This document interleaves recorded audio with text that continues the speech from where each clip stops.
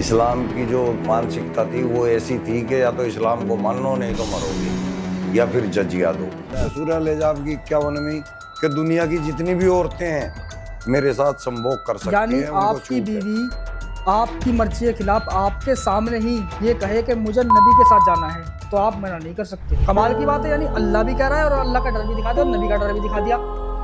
ये चीजें दिमाग में बिठा दी मुसलमान के। ये गलत स्क्रिप्चर है ना, इसको छोड़ दिया है और हमारे पास अब बचा क्या, सिर्फ मानवता, इंसानियत। कि मर्द 4 शादियां कर सकता है तो वो मजबूर हैं, वो बोल भी नहीं सकती इसके कि सबसे बेहतरीन जिहाद वो है जो अल्लाह के नाम पे शहीद हो जाए। लेकिन बम बांध के अपना आप को फट जाओ कहीं 100 आदमियों में 100 को मार दो, तुम जन्नती। इंडिया के मुसलमानों के दिमाग में ऐसा है कि मान लो कभी ऐसा भविष्य में कभी ऐसा हुआ कि मुसलमान मेजॉरिटी में आ गए तो इस्लाम काबिज होगा 100%। सीधा ये है उनके माइंडसेट में। बिल्कुल इस्लाम के जो खिलाफ- बीजेपी को मानता है वो मुसलमान नहीं है असल में, कुरान के हिसाब से रियल बता। बिल्कुल वो एक्स-मुस्लिम है, ये हमारा मजहब नहीं है, ये विदेशी मजहब है, विदेशी हमारा आइडियोलॉजी। उससे कोई वास्ता नहीं है। हम लोग ना तो मुसलमान थे, ना हैं और ना हम कभी बन सकते। नमस्कार दोस्तों, आपका स्वागत है आज के इस पॉडकास्ट में। आज का पॉडकास्ट पिछले जितने भी पॉडकास्ट हैं उनसे स्पेशल होने वाला है क्योंकि आज के इस पॉडकास्ट में बात करेंगे आइडियोलॉजी के बारे में, रिलीजन के बारे में। तो आज हमारे साथ हैं सलीम वास्तिक जी और एहसान ओपन माइंड। तो सबसे पहला मेरा यही क्वेश्चन रहेगा, आपकी जो अपब्रिंगिंग रही होगी वो इस्लामिक तरीके से आपकी अपब्रिंगिंग रही है, काफ़ी कुछ आपको धर्म के हिसाब से आपको कुछ समझाया गया होगा, पढ़ाया गया होगा, ठीक है। उसके बाद आपने कुछ पर्सनल अपने तर्क भी लगाए होंगे उसमें। तो आपकी जो सोच में बदलाव आया वो कब आया, कैसे आया और किन तर्कों के आधार पर आया? मैं एक्चुअली पहले एक सिंपल जैसा मुसलमान होता है, आम मुसलमान ऐसा ही था। कभी 5 टाइम की नमाज पढ़ने लगे, कभी जो उनसे टाइम का मौका मिल गया वो पढ़ ली, कभी बंक मार दी। इसी टाइप के मुसलमान थे और मैक्सिमम 90% मुसलमान ऐसे ही होते हैं। 90 या 99%? 90, 10% में अलग और भी आते हैं जो बहुत बड़ा ढोंग करते हैं, दिखावा करते हैं अपने आप को 5 टाइम नमाजी बनने का। ये बहुत बड़ा दिखावा करते हैं वो लोग। 10% में वो लोग आ जाते हैं। मैं भी ऐसा ही आम मुसलमान था। फिर मेरे जो खुद के जीवन के तजुर्बे हुए वो बहुत कठिन हुए हैं, उनके अंदर बहुत उतार चढ़ाव। मेरा जीवन जो है साधारण नहीं रहा, असाधारण रहा है। तो उसके अंदर तजुर्बे भी बहुत गहरे हुए हैं। मैंने जब कुरान को तर्जुमे के साथ पढ़ा तब मेरा माइंड चेंज हुआ, क्योंकि हमारा मानना ये होता है, हमारा ही नहीं हर मुसलमान का मानना ये है कि कुरान जो है अल्लाह की भेजी हुई किताब है। अल्लाह को किसी किताब को भेजने की ज़रूरत नहीं है। अगर कोई अल्लाह होता ना, उसको किताब भेजने की ज़रूरत नहीं। उतनी इस दुनिया के अंदर इतनी चीज़ें भेजी, वो ये भी बता सकता था कि मैंने सब कुछ भेजा है और तुम्हें ऐसे चलना है, ऐसे नहीं चलना है। ये सब कुछ वो खुद माइंड से हमारे अंदर सेट कर सकता था। जैसे हमें बिना बताए हमें पता है कि हमें खाना है, पीना है। छोटे से बच्चे को भी भूख का पता होता है कि मुझे इधर से दूध मिल जाएगा। ये इंसान का जो है नेचर है, ये सिखाने की ज़रूरत नहीं है किसी भी जीव को। तो ये कुरान जो है मोहम्मद साहब ने खुद अपनी मानसिकता इसके अंदर डाली हुई है और कुछ इधर से उठा के कुछ इधर से उठा के एक संविधान बनाया था अरब देश के लिए। उसमें कोट है कि अरब देश के लिए ये कुरान भेजा जा रहा है और इसका निज़ाम तुम्हें कायम करना है, इस निज़ाम के ऊपर तुम्हें चलना है। लेकिन ये बाकी के लोग इंडिया के हुए, पाकिस्तान के हुए, ये जबरन बने हुए मुसलमान हैं। ये तो कहते हैं हम सुन्नी हैं, मतलब सुन के ईमान लाए। तो ये सुन के ईमान नहीं लाए, इनके जब खुब्बे बजे ना घेर घेर के तब ईमान लाए हैं। हमारे बड़े बुजुर्गों से पूछो ना कि उनको ऐसी क्या तंगी आई कि उन्हें अपना धर्म छोड़ के इस्लाम में आना पड़ा। आदमी जब भी मजबूर हो के काम करता है ना, कुछ बदलाव तभी लाता है जब पिछली जगह पे बहुत ज़्यादा मजबूर हो जाता है। तो वो अपने धर्म में रहना उनके लिए बहुत दिक्कत वाला हो गया था। इस्लाम की जो मानसिकता थी वो ऐसी थी कि या तो इस्लाम को मानो नहीं तो मरोगे या फिर जजिया दो। ये है इसके अंदर। तो इससे दुखी हो गए हमारे पूर्वज जो है मुसलमान बन गए। हमें अब समझ में आ गया कि कुरान अल्लाह की किताब नहीं है, तो अब हम क्यों मोहम्मद को फॉलो करें, क्यों एक दूसरी कंट्री का कल्चर फॉलो करें? हमारी अपनी कंट्री है। हमारे बुजुर्गों ने अगर पहले उनकी जो सोच यहाँ की थी, संस्कृति की थी, हम उसको कोशिश करेंगे। और अगर उसको भी नहीं हम कोशिश करते तो अच्छाई और बुराई का तो हमें पता ही है, सही क्या है गलत क्या है, इतना तो हमें ज्ञान है। हम वो इस जीवन पे एतबार रख रहे हैं और इसी तरह से चलने की कोशिश कर रहे हैं बस। अच्छा, यहाँ पर एक चीज़ और भी है, इस्लाम में हलाला की बात बहुत होती है, बहुत जोर जोर से इस पर राजनीति भी की जाती है। हलाला एक्चुअल में है क्या है? आप इसको किस नज़र से देखते हैं और क्या आपने कभी हलाला किया है? इसमें ये क्या है, एक मानसिकता बनाई गई है कि भाई सीधी सीधी बात है कि जब आप औरतों को डराने का भी काम है इसमें, और मर्द को भी डराया गया, दोनों को डराया गया, लेकिन इसकी परवाह नहीं करता इंसान मुसलमान। वो क्या करता है, अपनी अपनी चलाने के चक्कर में उसे छोड़ देता है। 3 तलाक बोल के या 1 तलाक बोल के जुदा कर सकता है, और नहीं मानती औरत तो दूसरी तलाक दे सकता है, फिर बिल्कुल नहीं मानती तो 3 तलाक दे सकता है उससे जुदा होने के लिए। फिर बाद में अगर औरत को ये एहसास होता है, मर्द को भी होता है कि भाई मेरी ये अच्छी बीवी है, मैं इसके साथ फिर से रहना चाहता हूँ, उसको अकल आती है, फिर वो पूछता है मसले आलिमों से जा जाके, तो भाई ये कैसे बनेगा, कैसे बात बनेगी, तो वो आलिम फिर अपना फ़ायदा बताएगा। उसमें क्या फ़ायदा है कि भाई अब तो इसका एक ही तरीका है कि इससे अगर शादी करनी है दोबारा तो किसी और मर्द के साथ इसकी शादी करनी पड़ेगी, और वो इसके साथ रात गुजारेगा, रात नहीं, जब तक वो चाहे तब तक वो इसके साथ रात गुजारेगा, शादी एक सोहर बन के रहेगा जब वो तक तलाक देगा तब होगा। हाँ, जब उसका दिल नहीं भर जाएगा, ये भी जिक्र है इस्लाम में, तब तक वो मजा ले सकता है। जैसे कि एक शहद होता है ना, शहद का पूरा निचोड़ होता है, एक मजा लेने का जो एक जूस होता है इंसान का, वो चीजें बताई गई हैं कि जब तक वो पूरा मजा ना ले उस औरत का, वो छोड़ नहीं सकता उसको, ना तलाक दे सकता है। चाहे ना भी छोड़े, वो उसकी मर्जी है। ये भी है, अगर उसने तलाक दे दिया और छोड़ दिया, फिर वो 4 महीने 10 दिन की या 3 महीने 10 दिन की इद्दत गुजारेगी उस आदमी की, जब उससे उसका निकाह होगा। तो ये कहते हैं यार, ये तरीका है इस्लाम का औरत मियां बीवी को मिलाने का दोबारा। मैं ये कहता हूँ यार, ये क्या तरीका है? सीधी सी बात है, अगर उसने गुस्से में गड़बड़ कर भी दी है तो उसको अकल आ रही है, उसका दोबारा कर सकता है, वो कोई ऐसी बात नहीं है। लेकिन जब अब कहते हैं ना ये आदमी के लिए सजा है, वो आदमी के लिए सजा नहीं है, वो तो औरत को मिल रही है। हम कहते हैं भाई अगर तुम्हें सजा ही देनी है ना, उस आदमी के उसकी एस्तेसी करो, उसका चबूतरा चौड़ा करवाओ। नहीं, एक चीज़ है इसमें, ये महिलाओं के लिए कितने अत्याचार की बात है, उसे उस आदमी के साथ संबंध बनाना पड़ रहा है जिसको वो बिल्कुल नहीं चाहती, और वो भी खुशी खुशी, भाई साहब वो भी खुशी खुशी मजबूर है बेचारी, करती है, वो भी करती है, और हो रहा है ऐसा। ऐसे एग्जांपल देखे हैं? मैंने देखा नहीं है, मेरी सगी भाभी के साथ हुआ है भाई। मेरे भाई ने तलाक दे दी थी गलती से। गलती से तलाक दे दी? गुस्से में ही गलती से तलाक बोल दिया, हो गया तलाक। उसके बाद हलाला कराना पड़ा हमारी भाभी को, और वो आज तक हमारे ऊपर भी कलंक की है। और हलाला किया किसने? वो हमारा ही भाई था, रिश्तेदार, चाचा का लड़का। बड़ा गंभीर ये मतलब एक कॉन्सेप्ट और भी है इस्लाम के अंदर सलीम भाई, मैं हर कोई नहीं सोचता इन बातों को। ये बताते हैं इस्लाम में कि औरतों के लिए वो मर्द मतलब उनके सामने पर्दे से नहीं जा सकती बिना पर्दे के। जैसे कि तुम्हारा ताऊ का लड़का हुआ, ये महरम नहीं है ना, तुम्हारे चाचा हुए या गैर महरम बताते हैं उन्हें, जो परिवार के बच्चे होते हैं, यानी उनके दिमाग में पहले से ये ऐसी चीज डाल दी ताकि ये फीलिंग ऑटोमेटिक आवे उनके दिमाग में, इन मुसलमानों मतलब मर्दों के दिमाग में, कि वाकई में यार ये हमारी भाभी है, इसे हमें इस नज़र से देखना है। यानी ये पहले से ही सिखा दिया, और वो थॉट ऑटोमेटिक ही आएंगे दिमाग में, यार उस पर कैसी नज़र रखनी है, कैसी नहीं रखनी है। अब तुम यार और धर्म को हम देखते हैं, माँ उनकी औरतें यार साड़ी में घूम रही है, एक घूंघट ले रखा है उन्होंने, जींस पैंट में भी होती हैं वो लोग, क्या वो सेफ नहीं है? एक सीधी सी बात है, अदब होता है, एहतराम होता है बड़े छोटे का। इंसान करता है कि भाई ये मेरा ताऊ है, इसकी इज्जत है या नहीं है, लेकिन उसका मान सम्मान करना हमें चाहिए क्योंकि वो बड़ा है, इसलिए करते हैं। क्या औरत के साथ ऐसा नहीं है? क्यों नहीं हो सकता ऐसा? ये सवाल हम बनता है हमारा। ठीक। अगर जो भी इस चीज को सुन रहे होंगे शायद कमेंट बॉक्स में अपने राय जरूर दे सकते हैं। हाँ। एक क्वेश्चन और भी है मेरा, पहले मैं इसी का एक और थोड़ा सा। हाँ बता बिल्कुल बता। तलाक तक इस्लाम बहुत ठीक है। हाँ। वो जो 3 तलाक का सिस्टम है ना, वो ऐसे नहीं है कि तलाक तलाक तलाक, ऐसे नहीं है। एक बार तलाक बोल दी, फिर वो 3 महीने के लिए उनको छूट मिली है कि अगर तुमसे गलती हो रही हो तो अभी भी सोच सकते हो, अभी भी ये तलाक नहीं हुई है पूरी। असली नियम ये जो आप बता रहे हो। हाँ, ये नियम है, पुरानिक नियम है।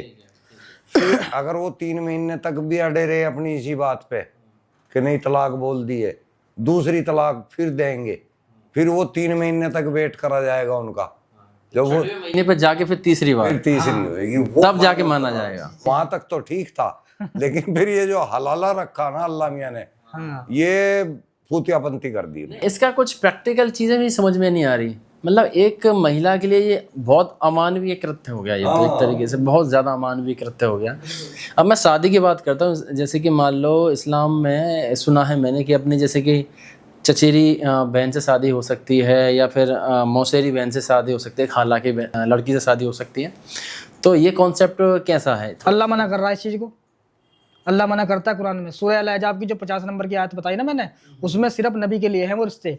मुसलमान क्यों कर रहा है? मुसलमान के लिए नहीं है, मुसलमानों ने जबरदस्ती अपना आप अडॉप्ट कर लिए, वो केवल नबी के लिए बोला हुआ है कुरान के अंदर सूरह अल-अहज़ाब की आयत नंबर 50 कि मैंने तुम्हारे लिए मामा की, फूफी की, चाची की, ताई की ये सब लड़कियां हलाल कर दी हैं। मुसलमान खुद लेके बैठ गया, वो चाचा की भी पेल रहा है, मामा की भी ले रहा है। क्यों करता है मुसलमान? सुन्नत समझता है वो, हाँ, वो सुन्नत के तरीके पे कर रहा है, जबकि अल्लाह खुद कह रहा है नबी ये तुम्हारे लिए है और बाकी मुसलमानों के लिए नहीं है। और मुसलमान उसे उसकी बेइज्जती भी कर रहा है, उनका हुक्म तोड़ के अल्लाह का भी हुक्म तोड़ रहा है, नबी का भी तरीका तोड़ रहा है, क्योंकि वो समझ रहा है मैं सुन्नत अदा कर रहा हूँ नबी की। आपके अंदर कोई भी मतलब कोई भी आप काम करते हैं, सही है गलत है, दूसरे को सलाह तभी दे सकते हैं जब उस पर आप खुद अमल करते हैं, है कि नहीं है? जी जी जी, यही चीज़ है कि नहीं है? तो वही चीज़ होती है सीधी सीधी। अब मान लो शादी का मैं आपको एक थोड़ा साइंटिफिक एक रीज़न बता देता हूँ कि मान लीजिए जितने दूर का जीन होगा, जीन समझते हैं आप? जीन्स DNA की बात कर रहे हैं, एक तरह से ऐसा समझ लीजिए, जितनी दूर का होगा उतने ही स्वस्थ बच्चे पैदा होते हैं। समझ पा रहे हैं? जितने ही पास का DNA होगा, पास का जीन्स होते हैं, उतने ही बेकार, लंगड़े, लूले, अपाहिज पैदा होते हैं। ठीक है? दिमाग में कुछ कमी आएगी, 100% कमी आएगी। जी हम तो ये कहें, चलो ये तो होगी साइंस के हिसाब से बात, हम तो इस्लाम के हिसाब से कह रहे हैं, ये सही नहीं लग रहा हमें। इस्लाम भी नहीं, इस्लाम भी ये चीज़ नहीं कहता, नहीं कह रहा, साहब के लिए अल्लाह भी नहीं कह रहा इस बात को। फिर मुसलमान क्यों कर रहे हैं? मामा की लड़की से शादी चाचा की लड़की से भी कर रहे हैं। तो सिखाता कौन है इन लोगों को? कोई ना कोई तो सलाह देता होगा। कठमुल्ले अपने फायदे के लिए वो बैठे हैं ना मस्जिद में, कह रहे 10 रुपए लो दे, जन्नत मिलेगी, ये ऐसी हूर मिलेगी। आओ अल्लाह के शेरो, आज जुमे का दिन है, मस्जिद की तामीर हो रही है, आओ बढ़ चढ़ के आ गए, हिस्सा लो। ये ऊंची आवाज में माइक पे बोलते हैं भाई।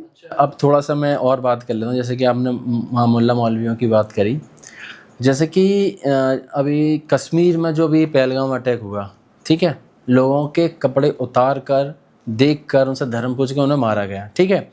कोई भी धर्म इसकी इजाज़त नहीं देता, ठीक है। इस्लाम में जैसे कि हम पहली बात कर रहे थे कि मतलब जो इस्लाम को नहीं मानता उसको मार दो, तो पता है वहाँ के जो आई विटनेस थे, जिन्होंने देखा, तो वो बता रहे थे कि बच्चे जिन्होंने मारा वो बच्चे थे, 15 से 20 साल के बीच के बच्चे थे, उन्होंने ज़्यादा दुनिया नहीं देखी होती, मतलब उनके दिमाग में ये भरा गया। हाँ, ये मदरसे के अंदर होता है। तो ये मदरसे की तालीम कैसी होती है, क्या सिखाया जाता है मदरसे? मैं बताऊं, जो तुम बता रहे हो ना 15-15 साल के बच्चे, हकीकत में असली इस्लाम वही फॉलो कर रहे हैं। हाँ, वही कर रहे हैं, असली इस्लाम जो लिखा हुआ है। उनको बिल्कुल तैयार किया गया है कि तुम्हें अल्लाह तैयार कर रहा है बिल्कुल वही। अब एक बात बताओ, ये कहते हैं मुसलमान हमारे आसपास के, वो कहते हैं कि यार आतंकवादी का कोई धर्म नहीं होता। अरे धर्म क्यों ना होता? फिर यार एक बात बताओ, वे जो चलते टाइम लिखते टाइम अल्लाह अकबर कहना है, वो अल्लाह क्यों कह रहा है? फिर आतंकवादी कुरान में अल्लाह खुद कह रहा है कि मैं आतंकवादी हूँ। सूरह 8 की आयत नंबर 12 में कह रहा है कि मैं लोगों के दिलों में टेरर डाल दूंगा। तो टेररिस्ट ही डालता है, टेररिस्ट की हिंदी आतंकवादी है भाई। क्या लिखा है उस आयत में? कि मैं लोगों के दिलों में दहशत डाल दूंगा और तुम उनका पोर पोर काट देना। आयत नंबर तौबा की, तो सूरह तौबा की आयत नंबर 5 भी यही कह रही है कि तुम्हें जहां काफिर मिले उन्हें काट दो, मार दो, खत्म कर दो, और उनकी ताक लगा के बैठो बाकायदा, तुम्हें दिखाई दे तुरंत उन्हें सब कर दो। जैसे कि कोई भी रिलीजन ये चाहता है कि शांति स्थापित हो, इस दुनिया में शांति स्थापित, तुम भी जियो हम भी जिए, ज़्यादातर यही होता है। अब मान लो ये धर्म तो अगर मान लो मार काटने पर उतर के आ गया, तो ये अपने आप में एक बहुत बड़ी गलत बात है, क्योंकि किसी भी बच्चे को तुम ये सिखाओगे वो 2-4 लोगों को मारेगा, तो क्या वो खुद नहीं मरेगा? उसके ऊपर भी कहीं ना कहीं दाव आएगा। अच्छा, हमने एक बात कहूँगा, हालांकि मुझे बोलनी नहीं चाहिए ये बातें, जैसा कि हमने पहले टीवियों में देखा करे रामायण महाभारत, इनके ऐसे ऐसे सीरियल आ रहे हैं, तो उनमें जो कहानी दिखाई दे जा रही है हमें, तो महाभारत के जो युद्ध हुए वो इसलिए हुए कि भाई उन्होंने गलत तरीके से वो चले, यानी इंसान से आप पूछ सकते हैं, मैं बता दूंगा, आप पूछिए। जैसे कि द्रौपदी का चीर हरण किया उन्होंने, तो उन्हें बुरा लगा, इसलिए उन पे उन्होंने ऑब्जेक्शन उठाया, लड़ाई हुई। तो ये बातें तो समझ में आती है कि भाई हाँ, इंसानियत के खिलाफ उन्होंने काम किया, उन्होंने युद्ध किए और इतनी इतनी लड़ाइयाँ हुई। लेकिन इस्लाम में ऐसा कुछ नहीं मिलता यार, जो ये जो बताते हैं कि ये अल्लाह अकबर दहड़ देसी मार दिया आदमी। अल्लाह अकबर का मतलब क्या है? अल्लाह अकबर के अल्लाह बहुत बड़ा है अल्लाह सबसे बड़ा जी। तो मतलब अल्लाह सबसे बड़ा है, ठीक है, तुम्हारी आस्था तुम्हारे, हम तुम्हारे आस्था की इज्जत करते हैं, लेकिन ये बोल के किसी की जान लेना, ये तो बहुत गलत बात हो जाती जी है। जी बिल्कुल। इससे ये भी पता चलता है कि अल्लाह से छोटे भी हैं ईश्वर, यानी कि अल्लाह सबसे बड़ा है, खुद अल्लाह तो कहता जाहिर भी है कि यानी कि और भी ईश्वर हैं। जी जी। अब मैं बात करता हूँ जैसे कि इस्लामिक टेररिज्म की, जैसे कि पाकिस्तान है, ठीक है, वहाँ पर ऐसे बहुत सारे मदरसे हैं जहाँ पर जिहादियों को मतलब बनाया जाता है, लोगों को जिहाद सिखाया जाता है। सबसे पहला क्वेश्चन है तो जिहाद है क्या, पहला क्वेश्चन। दूसरा क्वेश्चन ये है कि ये क्या इनके अंदर दिमाग में ये भर देते हैं कि लोग खुद अपने आप में एक चलता फिरता टाइम बम बन जाते हैं, मतलब कहीं जा खुद को फाड़ के सबको मार दिया। जैसे कि हमने इंडिया में 26/11 का हमला देखा, मुंबई में अटैक हुआ ताज होटल पे, ठीक है, और सारे इतने सारे अटैक हो सकते हैं। 93 में मुंबई में अटैक हुआ था, 2001 में क्या कहते हैं इंडिया की संसद पे अटैक हुआ था, पुलवामा अटैक हुआ, ठीक है, उरी अटैक हुआ, अब ये पहलगाम अटैक हुआ। ये तो जानी तो ले रहे हैं, क्या माइंड सेट है, क्या इनको सिखाते हैं ये लोग? तो हिप्नोटाइज करते हैं कि तुम जन्नत में जाओगे सीधे अगर तुम इस्लाम के लिए जिहाद करोगे। जिहाद का मतलब है इस्लाम को बढ़ाने की कोशिश करना, उसके लिए जंग करना, लड़ना। तो इसका सही मायने क्या है और गलत ये क्या कर रहे हैं? सही मायने यही है बस जो मैंने बताए हैं, और गलत तो नहीं कर रहे, वो सही कर रहे हैं, वो जिहाद ही कर रहे हैं। इस्लाम के अंदर यही लिखा है कि अल्लाह भी मारो, कहता है काटो। कुरान के अंदर कि सबसे बेहतरीन जिहाद वो है जो अल्लाह के नाम पे शहीद हो जाए। हाँ, सबसे बेहतरीन जिहाद वो है। लेकिन बम बांध के अपना आप को फट जाओ कहीं 100 आदमियों में, 100 को मार दो, तुम जन्नती। तो नहीं, ये अपने आप में बहुत ही अजीब धारणा है, बहुत अजीब धारणा। तो जब भी तो हमारे को भी अजीब लगी है ना, हमने देखा यार अल्लाह मियाँ तो कोई ईश्वर तो नहीं कर सकता है। आपका क्या माइंडसेट कहता है, मतलब जैसे कि आप में जो बदलाव आए हैं, ठीक है, और आप लोगों को जागरूक कर रहे हैं, आपका एम क्या है? भाई साहब हमारा तरीका, हम तो सोचते यही है कि जो हमारी नस्लें हैं ना, आगे आने वाली जो नस्लें हैं और भी, चाहे वो किसी भी धर्म से हो, किसी भी उससे हो, बस वो एक इंसान बनकर हमें और अच्छाई के रास्ते पे चले, एक दूसरे की हेल्प करें जब उन्हें वक्त पड़े इस चीज़ का। बस यही चाहते हैं हम ये नहीं चाहते कि धर्म के नाम पे उन्हें एक दीवार खड़ी कर दी जाए कि अब ये वक्त आ चुका है कि तुम्हें धर्म के एतबार से उनकी हेल्प नहीं कर सकते। हम ये नहीं चाहते।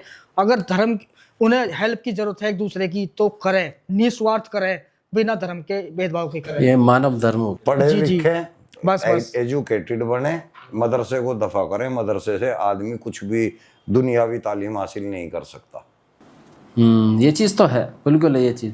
ये मुसलमानों पे आरोप लगाया जाता है कि जो इंडिया में जो मुसलमान रहते हैं वो पाकिस्तान परस्त है रियल में है ऐसा? हाँ बिल्कुल है। मतलब खाते यहाँ की हैं, बजाते पाकिस्तान ऐसा है, बिल्कुल है ऐसा, देखते भी हैं हम। कभी हम भी थे।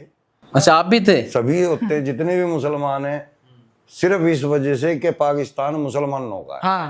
ऐसा तो 52 देश ऑल ओवर, 52 कंट्री है। पाकिस्तान हमारे यहीं के लोग गए हुए हैं ना वहाँ पे, समझे नहीं? इंडिया से ही तो निकला है ना पाकिस्तान, तो वो लोग किसी ना किसी वजह से हमसे जुड़े हुए लोग हैं। यानी कि पाकिस्तान चले हैं, वहाँ की इकोनॉमी क्या है, इंडिया की इकोनॉमी क्या? हम तो खुद कहते हैं कि भाई जिसने जाना है यहाँ से निकलो, दफा हो जाओ यार, यहाँ से क्यों आतंकवाद फैला रखा है, रहने तो, जीने तो यार बढ़िया आदमियों को।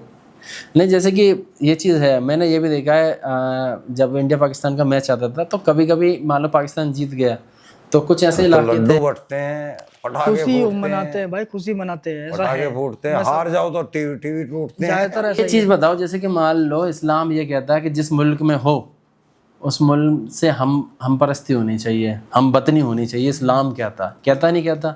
तुम जिस मुल्क में रह रहे हो, जिसका नमक खा रहे हो, कहता है आप वो अलतकैया भूल गए ना। हाँ। उसमें ये कहता है कि जब तक तुम कमजोर हो सूर्य नहल की 106 नंबर की आयत है, तब तक तो रहो देश के वफादार बन के। और जब तुम ताकत में आ जाओ, बराबरी पे आ जाओ, तो तुम्हारे ऊपर ये वाजिब हो गया है कि अब तुम इस्लाम को काबिज करोगे, निजाम चाहे काबिज जैसे भी हो, करोगे, जिहाद के जरिए से चाहे कैसे भी करो। अगर वो कबूल करने पे आ जाए और जिजिया देने पे हो कादिर, ये मानने लग जाए इस बात को, तो उन्हें छोड़ दो फिर। ये तो मजबूरी में है। अच्छा, एक मौलवी है, मैंने उसका इंटरव्यू पढ़ा था, वो इंटरव्यू क्या पूरी वीडियो देखी थी। वो ये कहता कि गजवाए हिंद के बांग्लादेश का मुसलमान, इंडिया का मुसलमान और पाकिस्तान का मुसलमान एक हो जाए तो गजवाए हिंद हो जाए। गजवाए हिंद का मतलब आप समझते होंगे? गजवा जंग करने को बोलते हैं इस्लाम के लिए। गज का मतलब जंग है। तो ये जो इस जंग को पाकिस्तान ये कहता है कि अल्लाह ने हमें मौका दिया है इस जंग को करने का। पूरा पाकिस्तान ये दावा करता है। गजवा में जो शामिल होगा उसको गाजी कहा जाता है। तो ये गाजी बनते हैं अपना आप को, और गजवाए हिंद में शामिल होने वाला हर आदमी जन्नती होगा। अच्छा, तो मान लो जैसे कि और भी जो यहाँ कम्युनिटी रह रही है, हिंदू रह रही है, पारसी हैं, जैन हैं, बौद्ध हैं, उनको ख़त्म करना है या कन्वर्ट करना है, ये गजवाए हिंद है। अच्छा, एक चीज़ और भी है, जैसे कि मैंने मुसलमानों के अंदर भी ये फूट पड़ती हुई देखी है। अगर मैं बात करूँ, जब फ़िलिस्तीन के लिए बहुत मैसेज निकलते हैं, सोशल मीडिया बहुत कैंपेन चलाए जाते हैं कि फ़िलिस्तीन में क्या कहते हैं मुसलमानों पर अत्याचार हो रहा है, ये हो रहा है। और भी जगह हैं जहाँ मुसलमानों पर अत्याचार कर रहे हैं। जैसे मैं बलूचिस्तान की बात करूँ, वहाँ पर पाकिस्तान की आर्मी अत्याचार करती है। बलूच पाकिस्तान की आर्मी से लड़ते रहते हैं, ठीक है। और वो ये अभी तो ये कह रहे हैं कि हम इंडिपेंडेंट हो गए, मतलब हमें अलग देश घोषित कर दो, जो भी चीज़ है, क्योंकि उन्हें पाकिस्तान वहाँ से ना ही डेवलपमेंट मिल रहा, पाकिस्तान की गवर्नमेंट से कुछ नहीं मिल रहा, ठीक है। तो बहुत सारी चीज़ें हैं।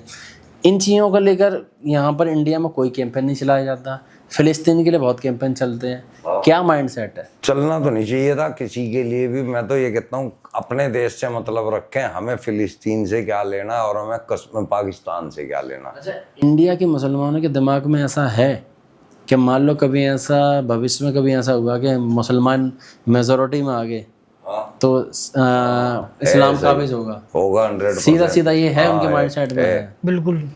अभी आप देखो, सऊदी अरब में जब इस्लाम की स्थापना हुई है नबी सल्लल्लाहु अलैहि वसल्लम के द्वारा टाइम से, वहाँ पे क्या था? वहाँ पे हर धर्म का इंसान था। यहूदी, ईसाई, पारसी, सभी तरह के लोग थे, आपस में मिलकर रहते थे वो बाकायदा, और एक दूसरे के धर्मों में शादी भी होती थी, समझे जी। और फिर जब ये चीज़ें आनी हुई शुरू, जब नबी मोहम्मद सल्लल्लाहु अलैहि वसल्लम ने ये चीज़ें शुरू की कि भाई मैं आखिरी नबी हूँ, आतंक मचा दिया, और आते ही धीरे धीरे चीज़ें फैलने लगी। और जब वो पावर में आते चले गए, आज आप देख लो सऊदी अरब में अगर और धर्म का कोई आदमी हो तो दिखा दो, है भी तो वो नौकरी पेशे वाला होगा, खाली अपने काम के लिए काम कर रहा होगा, बशर्ते मानना उसको इस्लाम का कानून ही होगा वहाँ पे। इंडिया में मुसलमानों का माइंडसेट ऐसा है जैसे कि अभी बीजेपी गवर्नमेंट है। ये अच्छा, जब तक ये ऐसी गवर्नमेंट है ना, तब तक ये अंकुश लगा हुआ है इनके ऊपर। अब भी आप कांग्रेस को बुला लो, अब भी देखो इनके तेवर एंड टू एंड। सबसे पहले तो ये मेरे साथ में फिट होने के लिए आएंगे और मैंने ठोकूंगा फिर घेर के। अच्छा, जैसे ये एक चीज़ और बताओ, जैसे कि सेंट्रल गवर्नमेंट या बीजेपी गवर्नमेंट है, बहुत सारी स्कीम है, जैसे कि फ्री राशन है, फ्री का घर है, सबसे ज्यादा लाइन लगी मिलेगी, ठीक है, सबसे ज्यादा है, सुबह पहुंच गए, सबसे ज्यादा इन्हीं की लाइन होती है, ठीक है। तो मैंने यही देखा है, जैसे कि बीजेपी की गवर्नमेंट के लंग इंडिया का ज़्यादातर मुसलमान है, ठीक है। और ये भी बोलते हैं कि बीजेपी की गवर्नमेंट नहीं रहनी चाहिए, बहुत अत्याचार कर रहे हैं, फ़ायदा भी बीजेपी की गवर्नमेंट से लेते हैं। क्या इंटरनली ऐसा है कि कुछ लोग मुसलमान में ऐसे भी हैं जो बीजेपी को सपोर्ट करते हैं? कुछ लोग हैं। हाँ, और मैं उन्हें हमारे जैसे लोग तो सारे ही हैं। मैं उन्हें मानता हूँ, इस्लाम को नहीं मानते वो लोग, क्योंकि सीधी सी बात है, अगर इस्लाम जो बीजेपी को मानता है वो मुसलमान नहीं है असल में, कुरान के हिसाब से रियल बताओ। बिल्कुल, वो एक्स मुस्लिम है, हम ये कहते वो हैं। अंदर से एक्स मुस्लिम है, 100%। चाहे वो दिखावे के तौर पे उसमें रह रहा हो उस मामले में, बात ठीक है, लेकिन वो मुसलमान नहीं है। और वह भी मुसलमान नहीं है जो खाली मुल्ला मौलवियों की बातों पर चल रहे हैं, वो भी मुसलमान नहीं है इस्लाम के हिसाब से। हमें आज तक बीजेपी से कोई फायदा नहीं हुआ हमें, लेकिन अंदरूनी जो फायदा है, यानी कि बीजेपी की सरकार के डर से कोई हमें नहीं छेड़ रहा, ये फायदा हमारे को मतलब वो छुपा हुआ फायदा ये मिल रहा है। ठीक है, इसमें एक चीज़ बताओ, जैसे कि आप खुल के आलोचना कर रहे हैं, जैसे मोहम्मद साहब के बारे में आलोचना कर रहे अरे हैं। आप कह रहे हैं आलोचना, ये आलोचना नहीं है, ये दर्पण है, जो लिखा हुआ है वो बताना। हाँ, मतलब आप जो भी है मतलब तर्क संगत बात कर रहे हैं। ये आयत में संविधान भी देता है। ठीक है, आप संविधान भी देता है, राइट टू स्पीच, आर्टिकल 21, बिल्कुल सत्य बात है। ठीक है, तो मतलब आपको संविधान इजाज़त देता है अपनी खुल के बात रखना, अपनी बात रखना। ठीक है, तो कभी ऐसा हुआ कि कभी थ्रेट आई हो, कभी धमकी आई हो? ये काम है। आते हैं, बहुत से फोन आते हैं, कहते हैं भाई हम मार देंगे, ये कर देंगे, नु कर देंगे। मैं भाई तुम्हारा काम ही ये है, तुम्हें सिखाया भी ये गया है, तो तुम तो बोलोगे ही ऐसा। बाकी ठीक है, कर दो ऐसा। बहुत मतलब मुझे मेरे साथ कर दोगे बहुत, ये तो शुरुआत हो चुकी है, निकलते रहेंगे, कितनों को मारोगे, सीधी सी बात है। एक दिन क्या होता है कि वो जो धमकी दे रहा है ना, वही आ जाता है निकल के, भाई मैं एक्स मुस्लिम हो चुका हूँ। अब तो ये मारामारी तो खत्म हो चुकी है। अब ये चीज़ करके तो देखो ये कोई चीज़ ऐसी हुई है। गलती, ये चीज़ करके हुई है। देखो। कश्मीर ने की है एक्स मुस्लिमों को हाथ उठाने की गलती, उनको पता लग रहा है, चक्कर गिन्नी बना रखी है उनकी। बिल्कुल बिल्कुल। तो अब तो सवाल ही पैदा नहीं होता। नहीं तो कब, जैसे कि अभी आप जो रहते हो, जहाँ जो इलाका है जहाँ रह रहे हो, वहाँ ओवरऑल सारे मुस्लिम ही हैं। मुसलमान भाई है सारे। तो वहाँ पर आपको कभी कोई दिक्कत नहीं होती? हमें आज तक कुछ नहीं कहा उन्होंने, यहाँ तक भी ये नहीं पूछा कि भाई तू क्यों कर रहा है ऐसा। अब नहीं कहेंगे, अब नहीं कहेंगे, इसके साथ हो चुका है, 2 बार पिट चुका है। एक बार घर पे ही पीट का है जाके इसको, एक बार मस्जिद में बुला के पिटा।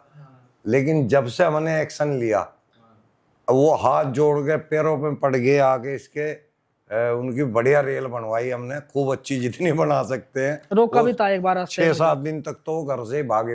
एक बार मुझे रोका भी था रास्ते में। कैसे रोका था कि मैं बच्चों का एडमिशन कराने के लिए जा रहा था स्कूल में, तो चला तो मैं गया, जब उधर से आ रहा था मैं बच्चों को लेके वापस, तो पीछे से 2 लड़कों ने आवाज मारी, हाँ भाई एहसान ओपन माइंड, ऐसे करके। मुझे लगा यार मेरा ये नाम कौन ले रहा है, जबकि मेरा नाम तो एहसान है। तो मैं समझ गया कि ये वीडियो देखते होंगे मेरी, तो मैं लगा पीछे मुड़ गया, हाँ भाई बताओ, कह रहे तुझसे बात करनी है कुछ। तो वहाँ पे मैं बैठा था, बहुत वहाँ से बहसबाजी भी हुई थी मेरे साथ, ज़्यादा बहुत लंबा है मामला, मैं नहीं बताऊंगा, इतना समय नहीं है। तो मतलब एक हमला, एक मतलब लट पिटाई की बात आ गई थी। लेकिन फिर वही बात है, हमारे सलीम भाई हैं, हमने भी बस करवाया काम उनका जैसे भी हुआ। मतलब अब सेट हो चुका है। हाँ। मैं तो पहले ही कर चुका था काफी टाइम पहले, इसके लिए अब उस साइड के लोगों को सबको सेट कर दिया है। नहीं तो ऐसा है ना, जैसे कि आपसे जब भी कोई पूछे तो जैसे कि आप बोल सकते हैं कि आप मेरे सवालों का आंसर दे दीजिए। पहले हम सवाल ही तो पूछ रहे हैं, तभी तो खतरनाक है। यहाँ तक के मेरे परिवार के लोग हैं, वो मुझे पीटने के लिए आए थे। मैंने उनसे कहा भाई तुम्हारा हक ये बनता है इस्लाम के हिसाब से कि आप मुझसे बैठ के पूछो कि तू ऐसा क्यों कर रहा है, तेरे सवाल ये आ रहे हैं तो क्यों आ रहे हैं, हम बताएंगे। फिर तुम्हें नहीं पता इस चीज का, तो फिर तुम किसी मुल्ला को लेकर आओ कि भाई ये बंदा हमारा भतीजा, हमारा बेटा ये बदल रहा है, ये गलत रास्ते पे जा रहा है इस्लाम के हिसाब से, तो तुम इसका जवाब दो, इसे सही रास्ते पे लाओ। लाओ पकड़ को सफीद जी को, जिसको तुम चंदा दे के आते हो। बिल्कुल, ये मैं कहता हूँ। नहीं तो फिर हटाओ उसको मस्जिद से। अच्छा सलीम जी, ये बताइए, जैसे आपके हिसाब से ओवरऑल मुसलमान में, मोहम्मडन्स कम्युनिटी में कितने ऐसे लोग होंगे जो आपके जो माइंडसेट से तालमेल रखते हैं? 2 crore plus. 2 crore plus, data है। मतलब मान लो कि 20 करोड़ मुसलमान हैं तो 2 करोड़ ऐसे। और ये अब 2 करोड़, अब से साल 6 महीने पहले की बात है तो 1 करोड़ कुछ लाख थे, और ये 2-3 महीने 4 महीने के करीब के अंदर ये 2 करोड़। तो अभी मतलब इस तरह की कुछ और भी आवाजें उठने लगी हैं। अरे अब आप और 2 साल बाद देखना ये संख्या कितनी भयंकर होगी। अच्छा एक बार बताओ, ये जो तुम कर रहे हो यहाँ बैठ के, ये तुम्हें लग रहा है कि तुम ऐसा कर सकते थे? ये बदलाव आ रहा है, अभी तो आप ये बात कर। बिल्कुल सत्य बात है, बहुत सटीक आंसर दिया। किसी चैनल पे नहीं देखी होंगी ऐसी बातें, लेकिन अब 2-4 साल से चल रही हैं, और ज्यादातर ये हम दोनों की वजह चल रही है अपने उत्तर प्रदेश के अंदर, इस एरिया में। अच्छा, एक जो मुस्लिम पर्सनल लॉ बोर्ड के एक अध्यक्ष थे, वसीम रिजवी, हाँ, जितेंद्र त्यागी, अब उनका नाम जितेंद्र त्यागी है। एक व्यक्ति जो मुस्लिम पर्सनल लॉ बोर्ड का अध्यक्ष था, क्या पढ़ लिया, क्या माइंडसेट हो गया? उसने भी जो हमने पढ़ा है वही पढ़ा है। जितने भी एक्स मुस्लिम है ना, सब वही पढ़ चुके हैं, इसके अलावा और कुछ है ही नहीं है। सबको पता लग जाता है कि ये मोहम्मद साहब की कारस्तानी है, अल्लाह का कलाम नहीं है। जो पढ़ लेता है वो छोड़ देता है। मतलब ये है कि तुम जो भी पढ़ रहे हो उसमें एक बार तर्क तो निकालो। तो वो पढ़ने वाला ही निकाल सकता है, सुनने वाला थोड़ा ही निकाल लेगा। सुनने वालों को तो शुगर कोटेड चीजें मिलेंगी। मोहम्मद साहब के ऊपर एक बुढ़िया कूड़ा फेंकती थी, एक दिन वो कूड़ा फेंकने नहीं आई, मोहम्मद साहब उसका जो है तरतीब पूछने के लिए ऊपर गए, वो मोहम्मद साहब को देख के फौरन ईमान ले आई। ये किस्सा कहीं लिखा हुआ ही नहीं है। और मैंने बचपन से मैं बहुत सारी वीडियो देखता हूँ, जैसे कि जो मौलवी, मैंने ये देखा मौलवी जो भी स्टोरी बता रहे होंगे, जो भी बोलते हैं, चिल्ला चिल्ला के क्यों बोलते हैं माइक पर? हाँ, जोर से बोलने से ये सोचते हैं कि भाई जनून के साथ, पूरे जनून जो के जितना साथ झूठ बोलेगा वो उतने जोर वो से उतना ज्यादा कमाई करने वाला होगा मस्जिद के अंदर, और वो उसकी तनख्वाह उतनी ही होगी और उसकी ज्यादा लंबा चलेगा वो उस मस्जिद। बोलने के ऊपर ही माइक लगा है ना, आप तुम आराम से सॉफ्ट तरीके से बोलो तब भी लोगों तक आवाज जाएगी। मतलब ऐसा तेजी चिल्लाते बोलना पड़ता है, ये झूठ तो को ये तेजी बोलना उसे पड़ता जानबूझ के है। करना पड़ता है ये काम। अगर वो आराम से बोलेगा और प्यार से बात करेगा सच ना, जो है बड़ा स्लो बोलेगा, तो बढ़िया उसे मीठा क्या बोलेगा। करेंगे, 1-2 महीने रखेंगे, कह देंगे अपना हिसाब करवा लो जी। एक चीज़ और है, मैं बचपन से सुनता आ रहा हूँ, मिथ है सत्य क्या है कि बताते हैं में वहाँ पर बताते हैं कि शिवलिंग है, ये क्या है इसके पीछे का? शिवलिंग का तो पता नहीं, लेकिन मूर्ति जरूर थी वहां पे। अगर आज भी खोदा खादी करोगे तो नीचे भी कोई ना कोई मूर्ति निकल जाएगी। ये जितने भी धार्मिक स्थल है ना मुस्लिमों के, मैक्सिमम ये पहले दूसरे धर्मों के थे, उनको ढा के इन्होंने अपना तैयार किया। अच्छा, यहाँ पर एक क्वेश्चन मेरा और बनता है, जैसे कि इस्लाम पे बताते हैं कि जो बुत परस्ती करता है, मतलब जो मूर्ति पूजा करता है या किसी भी पर्टिकुलर बने हुए स्थान पर जाके पूछता है, कुछ भी पूछता है, तो वो मतलब इस्लामिक नहीं है, हराम है। हराम है, मतलब हराम है, वो इस्लामिक नहीं है, इस्लाम को नहीं मानता। ठीक है, तो यहाँ पर मेरा क्वेश्चन ये बनता है, बुत परस्ती तो ये भी है जो जैसे कि मज़ारें होती हैं, चादर चढ़ाना, फूल चढ़ाना उन पर, ये भी तो एक तरह की बुत परस्ती ही हो गई। अगर मैं मान लूँ कि काबा की तरफ मुंह करके अजान करना, वो भी तो एक पर्टिकुलर सॉलिड जगह है ना, बनी हुई जगह, ये भी एक तरह की, चाहे डिस्टेंस ज़्यादा है, बुत है, सीमेंट का बना हुआ है, वो भी सीमेंट का बना हुआ है। इस पे एक बार मुझे आप अपना आंसर बताइएगा। ये भी बुत परस्ती है, हम कह रहे हैं इस चीज को। इस हिसाब से कोई भी मुसलमान नहीं है करता। मैंने अभी क्या कहा, जो मुल्ला जो मस्जिद में बैठा है ना, उसके हिसाब से अगर अपनी जिंदगी गुजार रहा है ना मुसलमान बन के, वो मुसलमान नहीं है। इस्लाम में तो यही बोला जाता है कि जिस ब्याज सूद नहीं लेनी चाहिए, नहीं खानी चाहिए। ऐसा आज के डेट में कौन सा इंसान है जिसका बैंक अकाउंट नहीं होगा? सूर्य बकरा की 275 के अंदर है, और बिना खाते के बहुत कम लोग हैं। ज्यादातर मैक्सिमम लोगों का बैंक में खाता है, जिसका खाता है उसको ब्याज भी आता है। अब वो ब्याज आया, चाहे वो उसे यूज करे या ना करे, हराम हो गया उस पे। जिसका खाता है वो पैसे वाला है, वो ब्याज खा रहा है, जब भी मुसलमान नहीं है। जिसका खाता नहीं है वो गरीब है, वो ब्याज पैसे लेकर उसे ब्याज दे रहा है, हाँ, वो वैसे मुसलमान नहीं है। मैं चौंक जाता हूँ, इंस्टाग्राम यूज कर रहे हैं पब्लिक, कम से कम 70% मुसलमान लड़कियां हैं जो रील्स बना रही हैं यार, समझे। रमजान आगे तो भाई वही नमाज की वीडियो, पर्दे की वीडियो, ये चीजें।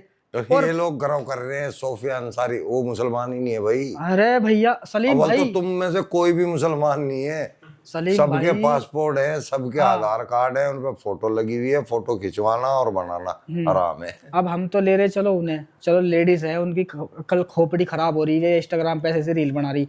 इन मुल्ला मौलवियों को देख लो जो बड़े बड़े आलिम हैं, जो ये सबसे पहले ये कहते थे फोटो खिंचवाना हराम, टीवी देखना हराम, कैमरे से फोटो खिंचवाना हराम, कैमरे में वीडियो बनानी हराम। आज क्या होता है कि यूट्यूब पर अगर उसका चैनल मोनेटाइज हो गया और पैसे आने शुरू हो गए, तो अल्हम्दुलिल्लाह भाइयों, आप लोगों के सपोर्ट की वजह से मेरा यूट्यूब चैनल मोनेटाइज हो चुका है। आपका बहुत बहुत शुक्रिया, और दुआएं खैर में याद रखना, ताकि मैं कामयाब होता रहूं और आप लोगों को ये बातें बताता रहूं। मतलब ये है कि मोबाइल में बोलकर ही मोबाइल को गलत बता रहे हो। यानी सोशल मीडिया से वो पैसा ले रहा है, वो भी तो हराम होना चाहिए ना फिर। मतलब यही चीज है कि सोशल मीडिया को यूज कर रहे हो, सोशल मीडिया से खुद ही फेमस हो रहे हो, सोशल मीडिया को गलत बता रहे हो। बात है कि क्या काफिरों से तुम फायदा उठा रहे हो और फिर भी उनके खिलाफ बोल रहे हो। वही बात है, मीडिया के खिलाफ भी बोल रहे हो और मीडिया से ले खा भी रहे हो। दोनों वही चीज आ रही निकल के। यानी तुम्हें फायदा उठाना सब चीजों से है, और किसी ने अगर सवाल कर दिया तो तू मेरा नहीं, मैं तेरा नहीं, फिर अब तो तुझे ढूंढ के मारूंगा। मतलब जो भी इस पॉडकास्ट को देख रहा है, ठीक है, उनके भी आपकी बातें सुन के उनके भी तर्क निकलेंगे, सीधी बात है ना, उनके भी काउंटर क्वेश्चन होंगे। हाँ, तो उनके लिए आप क्या मैसेज देना चाहते हो? मान लो अगर तुमसे कोई सवाल पूछे तो उनके आंसर कैसे दोगे? मैं सीधी सी बात कहता हूँ उन मुसलमान भाइयों के लिए, क्योंकि भाई वही उल्टे जवाब तो वही करेंगे ना। जिनके खिलाफ हम बोल रहे हैं, तो मैं उनके लिए ये कहता हूँ। नहीं, उल्टे जवाब नहीं, यहाँ हो सकता है कि उनके भी कुछ तर्क ऐसे निकल के आ जाएं। हाँ हाँ, मैं कुछ भी निकल के आ सकता है। तो मैं तो यही कहता हूँ अपने मुसलमान जो हमारे भाई हैं, वो जो देखेंगे इस वीडियो को, और भी लोग हैं ऐसे, मैं उनसे ये कहता हूँ भाई तालीम दो, इस्लाम की तालीम दो, लेकिन इस तरीके से दो कि उन्हें सब चीज़ों का पता हो, तर्जुमे के साथ सब चीज़ों का पता हो, पूरा पूरा पक्का आलिम बनाओ। और फिर उससे पूछो कि बेटे तुझे अजीब नहीं लग रही है बात? जैसे कि आलिम आज बनने के बाद सिर्फ अपने फायदे के लिए अपना काम चला रहा है, दूसरों को नहीं समझा रहा है, ये अजीब लगता है। उसका बाप जब उसे पढ़ाएगा ना, उसके जीते जी उसके सामने होगा, जब उसका बेटा आलिम बन के आएगा तो वो नहीं मानेगा इन बातों को, लेकिन उसका बाप क्या कहेगा, बेटे तुझे मैंने पढ़ा दिया, ये सवाल तुझे अजीब नहीं लग रहा, ये इंसानियत के खिलाफ नहीं है चीजें। तो उसका बाप उसे बता सकता है कि मैंने इसलिए पढ़ाया है कि पता इसका मतलब ये सही है या गलत है। फिर वो क्या बताएगा, फिर वो इस चीज को समझेगा। मैं ये कहता हूँ। ठीक है, एक आपका एम क्या है, इस चीज को थोड़ा सा अपने आइडियोलॉजी के हिसाब से एक्सप्लेन करिएगा सलीम जी। इंडिया के मुसलमान को उसकी खुद की संस्कृति में वापस लाना, ये हमारा मजहब नहीं है, ये विदेशी मजहब है, विदेशी हमारा आइडियोलॉजी, उससे कोई वास्ता नहीं है। हम लोग ना तो मुसलमान थे, ना हैं, और ना हम कभी बन सकते। तो जैसे हम मुसलमान हैं ऐसे तो रह लो, लेकिन इस्लाम को छोड़ दो और इंसानियत पे आ जाओ। अपने आप को मुसलमान कहलाओ, लेकिन गंदे मुसलमान ना कहलाओ, थूकने वाले मुसलमान ना कहलाओ, लोगों को काफिर कहने वाले मुसलमान ना कहलवाओ, शिक्षित मुसलमान कहलाओ, पढ़े लिखे आदमी कहलाओ, इज्जतदार कहलाओ। ये चाहते हैं बस, वो शिक्षा से आएगा। बिल्कुल है।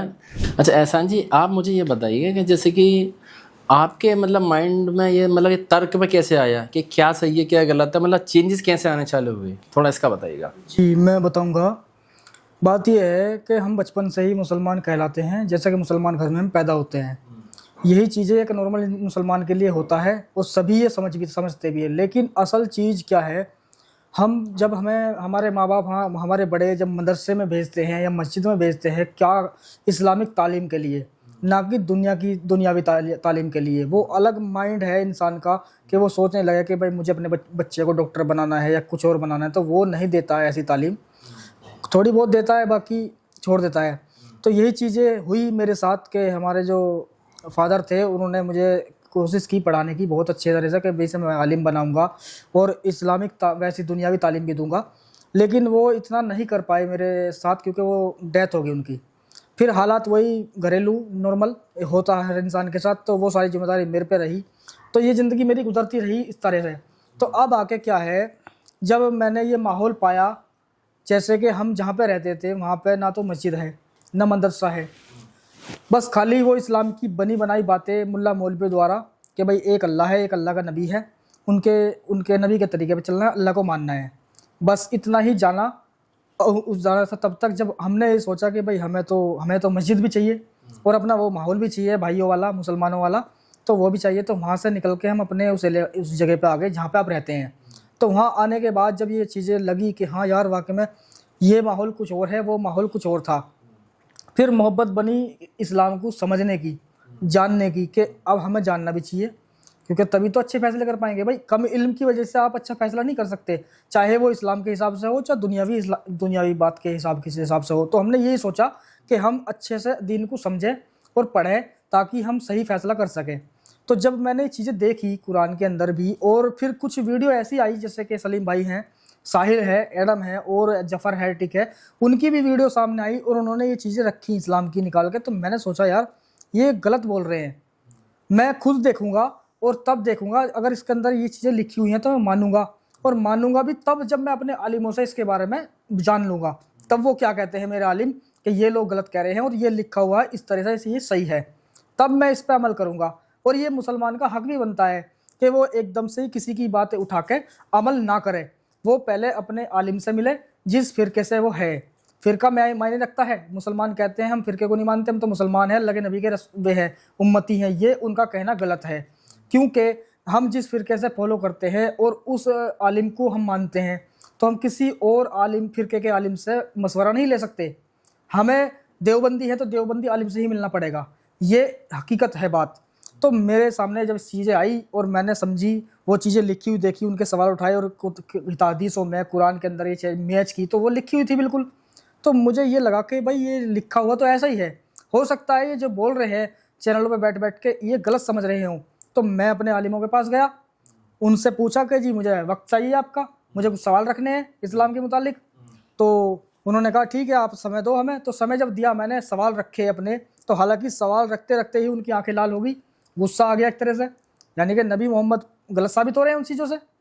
जब उनके सामने चीज़ें रखी तो उनको अजीब लगा, कहा कि एहसान तुम इन चक्करों में मत पड़ो, तुम बहुत अच्छे इंसान हो, बहुत अच्छे से अपनी इबादतें करते हो, 5 टाइम की नमाज़ पढ़ते हो और सही से लोगों को समझाते भी हो, तो बेहतर ये है कि तुम इन चक्करों में मत पड़ो, क्योंकि अगर आप इन चीज़ों में पड़ोगे तो आप गुमराह हो जाओगे, आप रास्ते से भटक जाओगे। नहीं, एक चीज़ यहाँ पे मैं बताऊँ, सही गुरु सही टीचर वही होता है, मान लो कि शिष्य या बच्चे के माइंड में जो भी तर्क आ रहे हैं, जो भी मतलब डाउट आ रहे हैं, उसके डाउट को क्लियर करना, ना कि रास्ते से भटका देना। अच्छा, वो ये कह देते हैं कि तुम्हारे अंदर शैतानी वसवसा आ रहा है, इसको खत्म करो।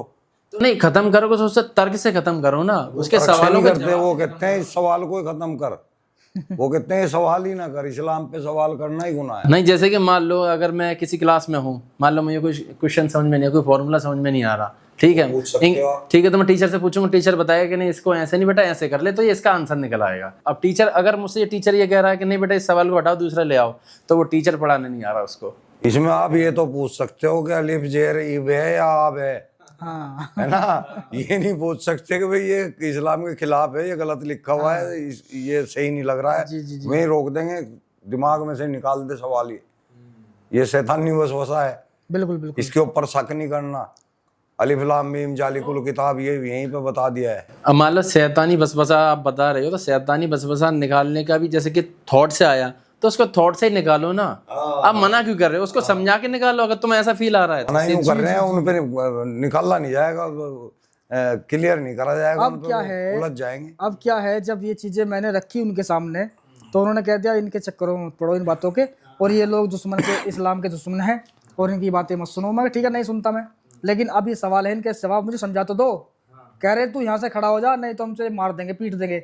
मैं ये क्या बात हुई, जो मैं वहाँ से भाई निकाल लगा, कई जगह मैं गया, कम से कम 10 जगह पे अपने सवाल ले गया, मुझे जवाब नहीं मिला। अच्छा, वो सवाल थी क्या? जैसे कि अल्लाह के नबी के बारे में बताया गया, अल्लाह के नबी ने 6 साल की लड़की से शादी की, जिनको हम अपनी इस्लाम के एतबार से माँ कहते हैं, अम्मी कहते हैं, हज़रत आयशा, उनकी उम्र 6 साल की उम्र में शादी हुई और 9 साल की उम्र में उनके साथ संबंध बना गया जी। वो 53-54 साल के लगभग थे और उनकी 6 साल की उम्र थी। तो ये अजीब लगा कि यार नॉर्मल सी बात है, अगर चलो उस टाइम पे हुआ भी है, तो अगर आज के टाइम में अगर कोई मुसलमान से कहा जाए कि भाई तेरी 6 साल की लड़की है और ये आदमी है, बहुत अच्छा है, नेक है, बहुत ही पैसा है इसके पास, या पैसा भी ना हो और इस्लाम की मोहब्बत के हिसाब से ये बहुत अच्छा इंसान है, नेक इंसान है, अल्लाह को बहुत इबादत करता है, तू अपनी लड़की की शादी इससे कर दे, तो आज में क्या प्राकृतिक तौर पर या शारीरिक तौर पर ये प्रैक्टिस मतलब प्रैक्टिकली पॉसिबल नहीं है बिल्कुल भी। तो जैसे कि ये सवाल था, जैसे कि हमारे नबी को दासी दी गई थी मारिया अल किप्तिया, तो उसको दी थी इसलिए कि भाई ये इनके साथ रहेगी और इनकी खिदमत करेगी, लेकिन वहाँ पे क्या लिखा हुआ है, लिखा हुआ बता रहा हूँ जी, वहाँ पे लिखा हुआ ये है हदीस में कि आप सल्लल्लाहु अलैहि वसल्लम उनके साथ संबंध बना रहे हैं बिना निकाह के, हराम काम बिना निकाह के कर रहे हैं। मैं ये मेरे सवाल नहीं है, ये लिखा हुआ है किताबों में, और मैं सवाल पूछता हूँ आलिमों से कि जो मैं बता रहा हूँ उनका सही से सुन लें और फिर उसका जवाब निकालना है खुद ही किताबों में क्या है।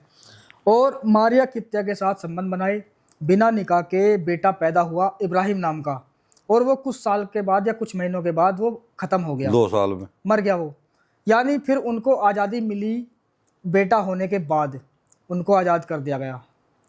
तो ये चीज़ थी मेरी एक। कुछ हज़रत सफ़िया है, अल्लाह के नबी की बीवी हैं, उनको जंग में जीता गया, उनके परिवार को मारा गया, पूरे परिवार को। अल तबरी और एक किताब है अल तबरी और अल तबकात, इनमें इसका पूरा किस्सा मिल जाएगा। तो उसमें क्या है, उनको पहले गुलाम बनाया गया, फिर उनके पूरे परिवार को मार दिया गया। और जब हज़रत अली ने एक बार कहा कि जो सफिया है उसको तुम लेके आओ, तो वो पता नहीं कोई साहबी उन्हें गलती से वहां को ले आया जहाँ पे उनके परिवार के कटे हुए शरीर पड़े थे। वो उनके देखने के बाद वो चिल्लाने लगी, हजरत सफिया जो है चिल्लाने लगी। कोई भी चिल्लाएगा कि जिसके परिवार का सब कुछ मर चुके हैं, उनको चिल्लाने लगी। तो फिर उमर ने कहा कि अब तू ये गलत किया कि तू इधर को नहीं लाना था इसको, चलो ले आया। तो फिर वापस वहाँ पे खड़ा कर दिया जहाँ पे गुलाम औरतें और भी थी, वहाँ पे खड़ा किया गया। तो वो हजरत सफिया जो थी यानी हमारी माएँ हैं, वो उनके बारे में ये बताया कि जब उनका बंटवारा हुआ सहाबियों में बटी वो, तो सफिया जो है एक अल कल्बी के नाम से उसका बाप था, दिया अल कल्बी, हाँ, दिया अल कल्बी, उसके हिस्से में वो सफिया आई थी। तो जब वो खूबसूरत भी थी और एक बड़े खानदान की ऊंचे आदमी की बेटी भी थी, तो ये दो अच्छे उनके अंदर वे थी बातें। तो एक साहबी ने बताया नबी को आके कि अल्लाह के रसूल जो सफिया है, ये जो तो आपने उसको दी है ये आपको मिलनी चाहिए क्योंकि ये खूबसूरत भी ऐसे है। नहीं बताया, ऐसे बताया था कि हजूर साहब क्योंकि असली माल तो दिया दिया कलवी में चला गया हो तो आपके लायक था। वो सही है।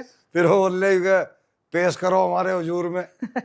वो जब उन्होंने देखा सफिया को, वो यार इतनी खूबसूरत कहने लगे भाई दिया को, बोले कि भाई तू जा, ये तो अपनी होगी अब। तो उसी रात को उनके साथ संबंध बनाए बिना निकाह के। और फिर ये बात बताई गई कि अगर सुबह को सफिया और मोहम्मद और अगर बेपर्दा निकलती है तो उनकी वो गुलाम ही है। तो ये क्या बात हुई यार, हमने तो सुना है कि दो गवाहों के दरमियान निकाह होता है या कोई गवाह होता है निकाह का, वली, हाँ वली जो बोला जाता है, यानी कि गवाह होने जरूरी हैं निकाह के लिए। जबकि वहाँ पे उन्होंने उसी रात संबंध बनाए खेमे के अंदर। और ये चीज़ उसके अकॉर्डिंग अगर जैसे कि निकाह का जो रूल्स है उसके अकॉर्डिंग मतलब वो होने चाहिए, गवाह होने चाहिए, ठीक है, उसकी एक मेहर भी होती है। तो ठीक है, ये सब प्रोसेस नहीं हुआ, डायरेक्ट वो संबंध बना हाँ लिया वो डायरेक्ट वहाँ पे शादी का लिखत भी होती है, वहाँ पे शादी का हुक्म आया कि हाँ शादी हो गई थी उनकी, चलो खैर हमने मान ली। लेकिन उन पर जुल्म हुआ। ये शादी से पहले वो जो संबंध बनाए हैं ना, वो हमें अजीब लगा क्योंकि शादी से पहले संबंध बनाना अच्छा हराम है जुल्म क्या हुआ इस्लाम के लिए। वो मैं बता रहा हूँ। उस पर जुल्म क्या हुआ साफिया के ऊपर। उसकी सुहाग रात थी उस दिन, यानी कि अभी उसको एक ही रात हुआ था, उसको निकाह हुए, और उसका आदमी अच्छा था, उससे प्यार कर रहा था। सुबह ये रात को ही उनके साथ में ये किस्सा हुआ। उस साफिया के पूरे खानदान को मोहम्मद साहब ने मारा और उसके सफिया के पति के सीने में जलती हुई राड डाल के मार के उससे मारा। उसको क्या गुजरी होगी साफिया को, जिसका पहली रात के अंदर ही इस तरह सब कुछ उजड़ गया, सब कुछ खत्म हो गया। और उसको ये लोग, फिर ये बीवी बोल रहा है, उसको बीवी कैसे हुई जब निकाह भी कहाँ हुआ है उसके साथ, वो बाद में हुआ है। अच्छा, फिर एक सवाल सबसे अहम सवाल था मेरा। हज़रत जैनब है एक अल्लाह के नबी की फूफीजाद बहन भी है वो, और फिर मुँह बोले बेटे की बीवी भी बनी बाद में, फिर उनको तलाक करवा दिया गया।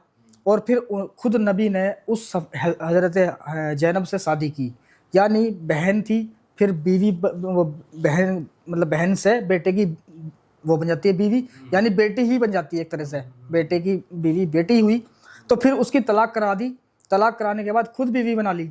तो ये अजीब लगा हमें, हमने खुद पूछा। कुरान सूरह 33 की 37 हाँ सूरह अल अहजाब है, उसमें पूरा किस्सा मिल जाएगा ये।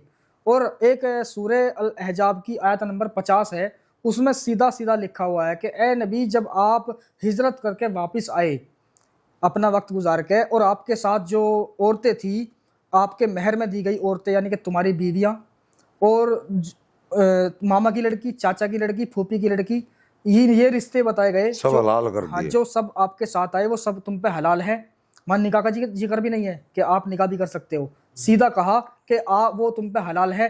और वो जर खरीद गुलाम औरतें जो तुम्हें माले गनीमत में मिली, यानी गुलाम औरतें, वो भी तुम पे बिना निकाह के हलाल हैं। निकाह का वहाँ जिक्र आया है कि वो तुम पे बिना निकाह के हलाल है।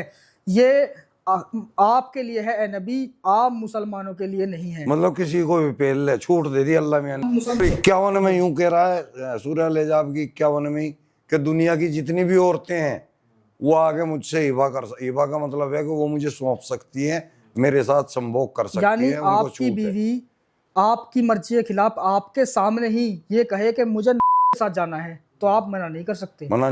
और वो सवाब है, मतलब गुनाह नहीं है, सवाब है। हाँ वो गुनाह ये नहीं सुनने है। में कितना अजीब लगता है। मैं अभी सुन रहा हूँ तो मुझे बहुत अजीब लग रहा है। मोहम्मद साहब जो हमारे पैगंबर थे ना, वो कुछ अच्छाइयाँ लेके नहीं आए, वो पेल्लम पल्ली लेके आए और कुछ नहीं। अच्छा, ये चीज़ मैं नोटिस करता हूँ, जैसे कि इस्लाम में ये बताया गया है कि जैसे कि मरने के बाद जन्नत नसीब होगी। जन्नत में शहद की नदियाँ, दूध की नदियाँ और क्या करना में 72 हूरें होंगी, ठीक है, और उनके जिस्म से मतलब और 132 फुट की होगी और जिस्म से पता नहीं ऐसी रूह निकलेगी, ऐसी खुशबू होगी।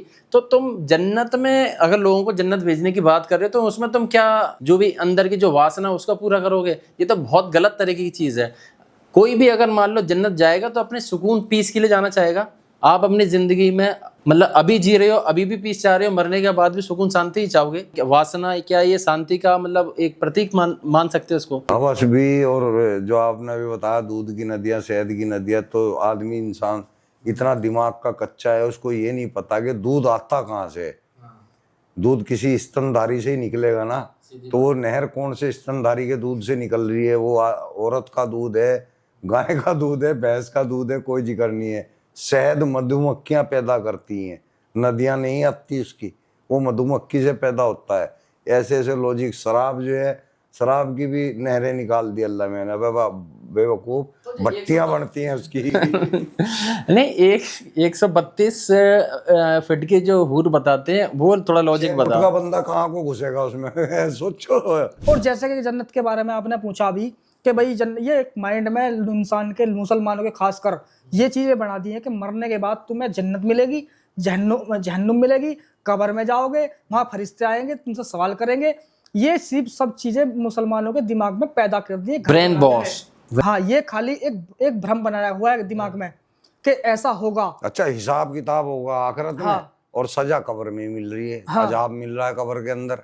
अब जब हिसाब किताब आखिर में होएगा तो अजाब किस चीज का? अच्छा, यहाँ पे एक मेरा क्वेश्चन है, जैसे कि एज मतलब जैसे मैं जो पर्सन हूँ, मैं हिंदू धर्म को फॉलो करता हूँ, ठीक है, और हिंदू धर्म में मेरी आस्था भी है।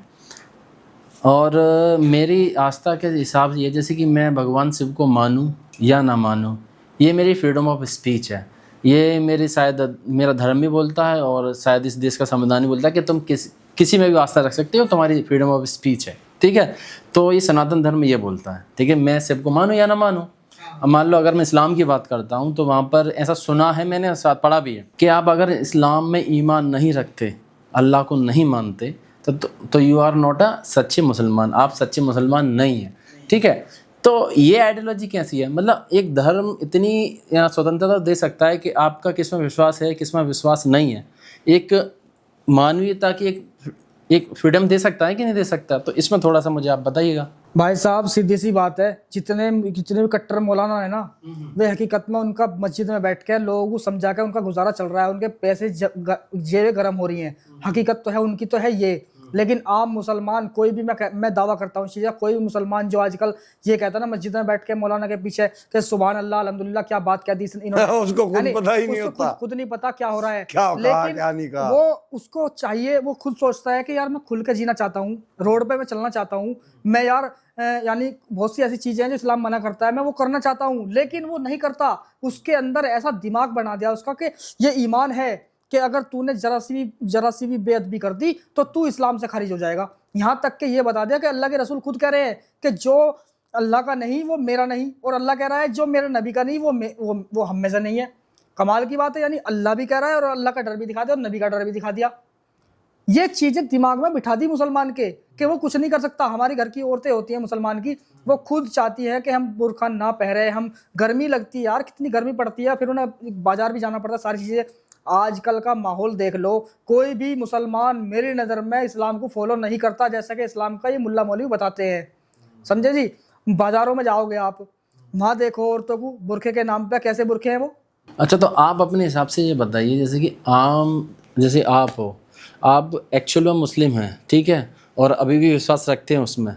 हम ही असली मुस्लिम हैं, ये साले सब फर्जी हैं, असली मुस्लिम हम हैं। तो सोशल मीडिया पे आपके बारे में बताया जाता है कि एक्स मुस्लिम, आप एक्चुअल मुस्लिम हो, लेकिन जो तर्क संगत बातें हैं वो अपनी बातें रखते हो। हाँ, हमने ये गलत स्क्रिप्चर है ना, इसको छोड़ दिया है। और हमारे पास अब बचा क्या, सिर्फ मानवता, इंसानियत। बस आप इंसानियत को सबसे ऊपर रखते हैं। बस सबसे एक नंबर पर रखते हैं जी। अगर हम इंसानियत ना रखें तो हम कुछ भी नहीं रहे। आप सलीम जी ये बताइए, जैसे कि इस्लाम में 4 बीवियों का प्रावधान है, मतलब 4 बीवी से शादी कर सकते हैं, अपनी 4 बीवी रख सकते हैं, तो ये थोड़ा इसका कॉन्सेप्ट बताइए। 4 पे तो अल्लाह थक गया। अल्लाह ने कुरान के अंदर लिखा है कि तुम 1-1, 2-2, 3-3, 4-4 शादियां कर सकते हो। तो वो आगे 5-5, 6-6, 7-7, 8-8 भी लिख सकता था, लेकिन वो थक गया। तो उसने सोचा कि चलो 4 तक ही लिख देता हूँ, आगे खुद समझ लेंगे। तो मुसलमान 4 तक तो इसलिए अड़े हुए हैं कि भाई 4-4 तो लिखा हुआ है, लेकिन असल में इशारा क्या था कि तुम कितनी भी कर सकते हो। अच्छा, इसमें एक चीज़ और भी है, इस जो भी रूल है इसमें इस्लाम में, इस चीज़ को लेकर जो मतलब मुस्लिम जो महिलाएं हैं, क्या वो ऑफेंस नहीं करती? मान लो किसी भी मुस्लिम महिला का कोई मर्द है, ठीक है, उसका पति है, उसका हस्बैंड है, तो अगर मान लो वो दूसरी शादी करना चाह रहा है, ऑब्वियसली बात है, आप कितना भी उससे कितना भी लगाव क्यों ना सही उस बीवी का, उस अपने मर्द के लिए, लेकिन वो दूसरा स्टेप लेगा तो पक्का उसके दिल में खोट तो जरूर आएगी। देखो, दिक्कत सबको होती है, दर्द सबको होता है, लेकिन वो लोग जानते हैं कि हमारे इस्लाम के अंदर ये लिखा हुआ है कि मर्द 4-4 शादियां कर सकता है, तो वो मजबूर हैं, वो बोल भी नहीं सकती इसके खिलाफ। अच्छा, इस यहाँ पे एक चीज़ और मैं बताऊंगा, जैसे कि कोई भी चीज़, कोई भी रूल्स जो बनते हैं सिचुएशन को देख के बनते हैं। जैसे कि मान लो संविधान में कोई कानून बनाया गया है ना, तो समाज ये कैसे चलेगा, ये हमारा देश कैसे चलेगा, उस हिसाब से नियम कायदे कानून बनाए गए। अगर मैं अपना एक्सपीरियंस है, जो भी मैंने किताबें पढ़ी उस हिसाब से बता रहा हूँ। अगर मैं इस्लामिक जो ओरिजिन हुआ अरब में हुआ, ठीक है, वहाँ पर आज से लगभग 2000 साल पहले क्या था, रेत ही था। हालांकि आज भी है, लेकिन अब डेवलप हो चुका है। उस टाइम पर जैसे कि जो प्राकृतिक संसाधन है वो एक लिमिटेड थे, प्रॉपर बारिश नहीं है, रेगिस्तान है, धूल है, ठीक है। मान लीजिए अगर आप बुरखे का इसी वजह से है ना, क्योंकि वहाँ पर अरब में जो भी मुसलमान है वो भी पूरा कवर करके रखते हैं, महिलाएं पूरा कवर आदमी भी कवर करके रखते हैं, क्योंकि वो डस्ट, उस टाइम की बात है, जो डस्ट है, जो धूल है, इतनी हीटिंग में आ रही है, तो वो चमड़ी भी खराब करेगी, दिक्कत भी होगी, कपड़े भी खराब होंगे, बालों में वो आएगी। एक लंबे समय तक आप ऐसे माल में रहोगे तो तुम्हें फिजिकल हार्म हो सकता है। तो उस चीज़ को लेकर ये चीज़ें हुई। मान लो अगर 4 शादी की भी बात है, तो उस टाइम पर वहाँ का जो रेशियो था, रेशियो इन द सेंस मतलब कितनी महिला कितने मर्द, जब क्या कहते हैं, जब जंगें हुआ करती थी तो जंग पे कौन जाता है, मर्द जाते। तो मान लो लड़ाई हुई, मर गए, ठीक है, महिलाएं घर पे हैं या फिर रह गई, तो एक लंबे प्रोसेस के बाद एक महिलाओं का रेशियो बढ़ गया, आदमियों का रेशियो लेवल रहा। लेकिन मान लो तो वहाँ पर ये चीज़ हुई कि मान लो एक आदमी 2-3 से 3-4 से कर ले, ताकि वो रेशियो। नहीं तो शादी क्यों कर ले? अब ये चीज़ तो नहीं समझ में आती, शादी क्यों कर ले? वो बहन भी बना सकता है, भाभी भी बना सकता है, माँ भी बना सकता है, चाची भी बना के रख सकता है। शायद हो सकता हो कि हर व्यक्ति की, हर महिला की कुछ फिजिकल नीड होती है, बहन बना लेगा तो फिजिकल नीड पूरी नहीं कर पाएगा, तो उसकी कहीं और से जुगाड़ बिठवाओ ना, उसका कुछ ना। काफ़ी कुछ इंटरेस्टिंग ये पॉडकास्ट रहा। मेरे मन में ऐसे अभी भी बहुत सारे ऐसे क्वेश्चन हैं जिनको मैं पूछ सकता हूँ, लेकिन ये पॉडकास्ट बहुत ज़्यादा लंबा हो जाएगा। कमेंट अच्छे आते हैं, सारी चीज़ें आती हैं, तो हम एक बार फिर से बैठेंगे, उन सारे तर्कों के साथ मेरे भी बहुत सारे ऐसे क्वेश्चन निकलेंगे जिनसे मैं आपसे रूबरू करूँगा, ठीक है। बहुत ही बढ़िया, एकदम मज़ेदार रहा। अगर आपका भी ऐसा कोई क्वेश्चन, डाउट, ऐसा भी कोई मन में प्रश्न आ रहा है तो कमेंट बॉक्स आपके लिए खुला है, आप पूछिए। अगले पॉडकास्ट में वो सारी बातें मैं इनसे पूछूंगा। तो बहुत बहुत धन्यवाद, बहुत बहुत शुक्रिया। और आप जिस एम को लेके चल रहे हैं, जिस जुनून के साथ जिस एम को लेके चल रहे हैं, आप उस एम में कामयाब हो, यही हमारी दुआ है आपसे। बहुत बहुत थैंक यू। अल्लाह से करिए दुआ।